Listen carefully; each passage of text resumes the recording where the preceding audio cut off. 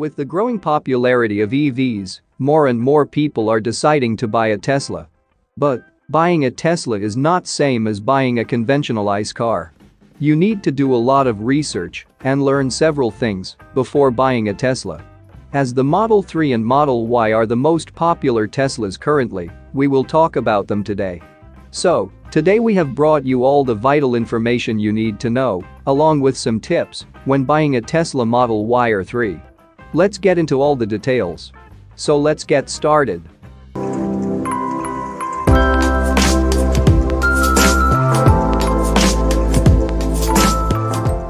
We are going to look at two major categories while buying a Model Y or 3. The first one would be considerations before buying, and the second would be tips when buying. But before we move forward, we expect that you have made your mind whether to go for a Model 3 or a Model Y, as we are not going to get into any type of comparison between these two cars. So let's start with the first category, that's considerations before buying. Now this isn't everything, but this could be impactful in your decision-making process. The first consideration that you need to make is how often and far do you travel. This will dictate a lot for you. If you're consistently driving 1 to 2 hours away, round trip for work or for pleasure, the requirement to charge frequently could cause inconveniences. This is not likely because of a lack of charging availability, but because of lifestyle change to accommodate it. This question also dictates which variant of the Model 3 or Y makes the most sense for you, and if upgrading to long-range or performance will be needed to avoid midday charging if you can charge at home.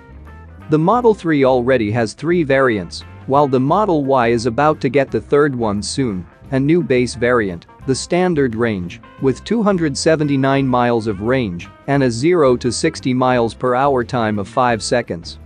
You also need to make sure that you look at a supercharger map to understand if there are chargers near to you and how near to you they are. Is the nearest one 15 minutes away? Will you realistically make that drive every week, plus sit and charge for 45 minutes? This leads to the second question. Number 2 is something that's really important. Do you own a garage? If you do, the convenience of charging goes up substantially. Numerous people without garage face the burden of relying on superchargers, which proves very inconvenient. It is a scheduling adjustment for sure. With a garage, it makes owning a Tesla far more viable and less inconvenient. For charging your Tesla conveniently, you will need the Tesla wall connector, or at least a NEMA 1450 outlet, with charge speeds that allow for a full charge through a normal 7 to 8 hour sleep night, allowing you to be fully charged every morning. You can go for 40 amps versus the 48 amps with the wall connector, as it is sufficient for most people.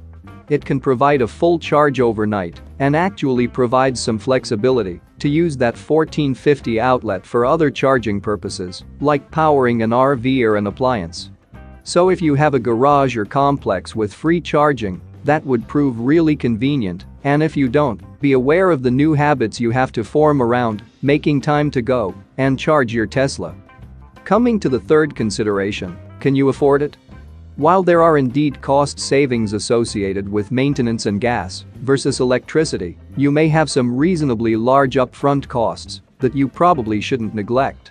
The wall connector will cost you $400 plus install. You can use a standard outlet, but you will only get about 2 to 3% of recovered charge per hour, which is extremely slow. It's not at all convenient unless you barely even drive your car.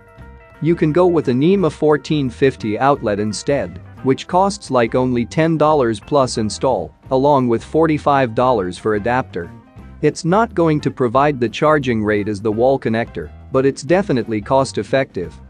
Another cost you need to consider is a garage door opener module, which would cost around $325, a set of winter mats, and a handful of other accessories.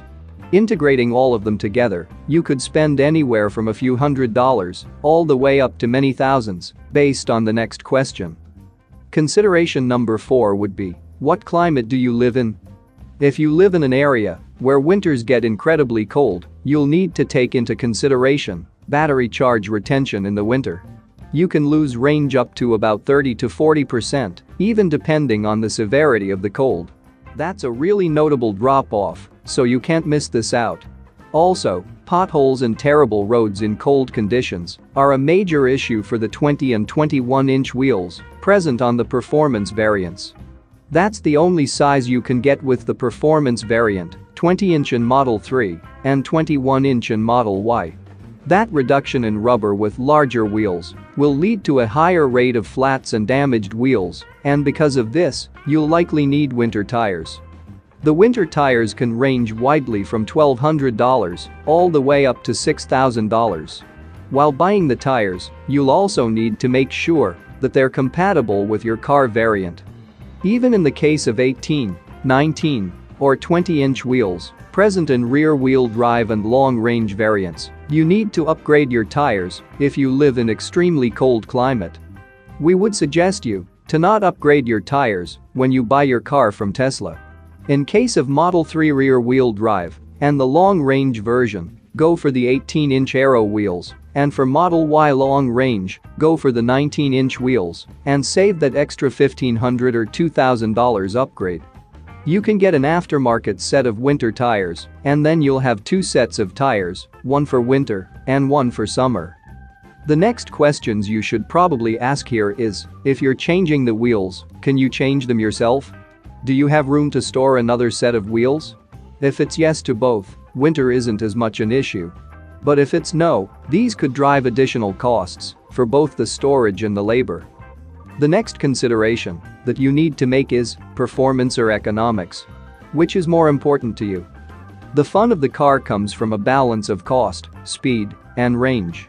The additional range on the Model 3 long range and the Model Y long range is nowhere near enough to make it really appealing. The added cost for around 26% boost in speed for the performance model of both cars, that's way more appealing, and we personally think it's the absolute best cost versus speed deal that Tesla offers right now. For the Model 3, you lose only 19 miles of range, but shave off 1.1 seconds in the 0 to 60 time, getting down to 3.1 seconds, which is an amazing deal. For the Model Y, you lose only 15 miles of range and shave off 1.3 seconds in the 0 to 60 time, getting down to 3.5 seconds. As for economics, the Model 3 long range is almost $5,000 cheaper than the performance variant. So if a 0 to 60 time of 4.2 seconds is enough for you and don't want that extra thrill, you can definitely go with the long-range variant. The same applies for the Model Y, as the long-range version is $5,000 cheaper compared to the performance variant. So, if you are not a driving enthusiast and don't want that thrill, save that extra money and go for the long-range variant. You can also go with the rear-wheel drive Model 3 if you don't live in any harsh climate and don't take your car on long road trips. The rear-wheel drive version is perfect for those who don't drive much and are budget constrained. For the Model Y, the base variant is going to have a range of 279 miles, a 0 to 60 in 5 seconds, along with all-wheel drive. We think, if you are not interested in that extra range or don't want that thriller performance, you can consider the standard range variant. So those were our 5 considerations. It's not all-inclusive, but those were big ones for many, and we can all come to different conclusions on them. Now, if that's okay for you, and if you've made it through all of those and still want to move forward, here are 5 crucial tips when making your purchase. Number 1. Do not forget about EV credits. Your state may offer substantial credit at the time of purchase, as well as over the life of the vehicle, through other incentives, including tax credits for home charging. Make sure you check out pluginamerica.org to check your state before purchasing a Tesla. It's also important to note here that Tesla is not currently qualifying for the federal EV tax incentive, but you can still save several thousand. So make sure you check your state incentives before buying your Tesla. Number 2 is kind of an odd one. If you want your vehicle quickly and can afford it, choose a less popular model. More expensive builds come a little bit quicker sometimes. So if you have that extra money to spend and want your Tesla to be delivered as early as possible, try this out. Coming to tip number 3, do not buy the full self-driving capability up front. This is because most people do not need it. The stock self-driving features are remarkable and give you 90% of the benefit without the huge upfront charge. Most people don't need summoning, don't need auto lane changing. You do get the lane keeping as standard feature with the requirement to keep your hands on the wheel, which seems pretty reasonable and certainly safe. Also, you get an option of $199 a month, which is cancelable at any time, so no need to pay the huge $12,000 amount up front. Maybe you're going on a long road trip and want all those added features, just pay $199 for that month and then choose to cancel it later. Also, when you sell your car someday, that $12,000 purchase stays with the vehicle, and it really is not proving to do anything for the resale value. It's a waste of money at this point in time, as the subscription won't come with you to your new Tesla if you buy another one. So there's literally no financial reason to buy this at the time of purchase, so save the money. Number 4, consider buying the black seats over white. The white seats are awesome and they look really great, but the white seats also get really dirty. You need to spend a lot of time maintaining them. They look pretty bad after wearing jeans and sitting on them for a few months. The videos that people are posting of them cleaning these seats, they're honestly kind of brutal. Because of that, we would definitely suggest for black seats as they look flawless and very easy to maintain. But if you're okay with cleaning the seats regularly and really like the white seats, go for it. But when making your decision, do remember about this warning. Number 5, inspect your car thoroughly when it arrives. Tesla has historically had some quality issues. While many of those have been resolved, but still look it over and do not sign for it until you verify that all looks perfect. They will fix it much faster if you don't end up in the service queue after you've accepted it. They're incentivized to fix it quickly if you won't sign for it. Here's what you need to look for when taking the delivery of your new Tesla. First is panel gaps. Make sure that there are no large gaps around panels and doors. Compare both sides of the car to ensure that it all looks the same. Second one is glass chips and cracks. Give them at least a once-over and look for issues that could have arisen during shipping. Rocks are really a pain. Third one is paint quality. Make sure you look at your vehicle in proper sunlight and get down low. Look at the reflections of the paint all around the car and make sure it looks flawless. Tesla sometimes delivers cars with paint issues on some sections of the cars, so check it out properly and then move forward. The next thing to check out is steering wheel. Turn the vehicle on and turn the steering wheel to make sure it doesn't squeak. If it does, some wires might just be rubbing internally and can be easily fixed by the team on site. The last one to check out for is the wheels. Make sure that they aren't chipped or nicked in any way and look perfect. If all that looks good, you should be all right to go ahead and sign and get your new Tesla delivery. So those were the 5 tips that would definitely help you in the buying process. We hope this video would prove helpful for you in purchasing a new Tesla Model 3 or Model Y.